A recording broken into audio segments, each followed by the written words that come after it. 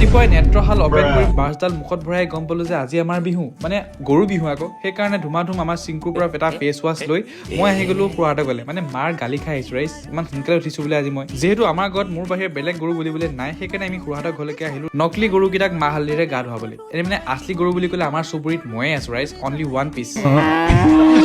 যিহেতু ৰাইজ আমি হৈছো কপিলি পৰিয়াৰ ৰাইজৰ অন্তৰ্গত মানুহ সেইকাৰণে মানে কপিলিখনতে আমি গা ধুবলৈ আহি গলো কিন্তু পানীৰ কালাৰটো দেখি এনেকুৱা লাগিছে যে মই নদীত নহয় গাখীৰ চাহ এইখিনি মাজতে গা ধুবলৈ আহিছো ৰাইজ কালাৰ চাওক খালি গাখীৰটো অলপমান কম হৈছে চাহ কাপত পিছে গৰু বিহু বুলি কওঁতে সৰুতে যোনটো ফূৰ্তি আছিলে হয়তো আজিকালি সেইটো নাই মানে ৰাতিপুৱা 4টা বজাত খোৱা পৰা উঠি ফুল চুৰ কৰিবলৈ যোৱা মালা গাঠা এইবিলাক আজিকালিতো নাইকিয়াই পিছে নদী মে গা ধুনা আমাৰ পৰম্পৰা হেৰাই আমিতো নদীত গা ধুমেই ঘৰত আহি ভাবিলো আমাৰ চিংকু বহুত লেতেৰা হৈছে তো তাকো গাটো ধুৱাই দিয়া যাওক কাৰণ বিয়া কাম চলি আছে ইফাল সিফাল চান্স পোৱাতে ধুৱাই দিয়া যাওক কিন্তু আপোনালোকে বেয়া কমেণ্ট নকৰিব যে মই গৰু বিহু নি কুকুৰ বিহু কৰিলো বুলি দেই চিংকু গা ধুলো নিজৰ গা ধুলো তাৰপিছত আহি গলো আমাৰ মেইন মানে বিহুৰ মেইন বস্তুটো মানে দৈ চিৰা জলপান এইবিলাক আৰু দেই কিন্তু ৰাইজ আপোনালোকে খালে নে নাই কমেণ্ট এটা কৰি জনাব আৰু যদি নাই খোৱা মোকো মাতিব একেলগে খাম দেই আজিলৈ ভিডিঅ'টো ইমানেই বাই বাই দাদা চি ইউ গুড নাইট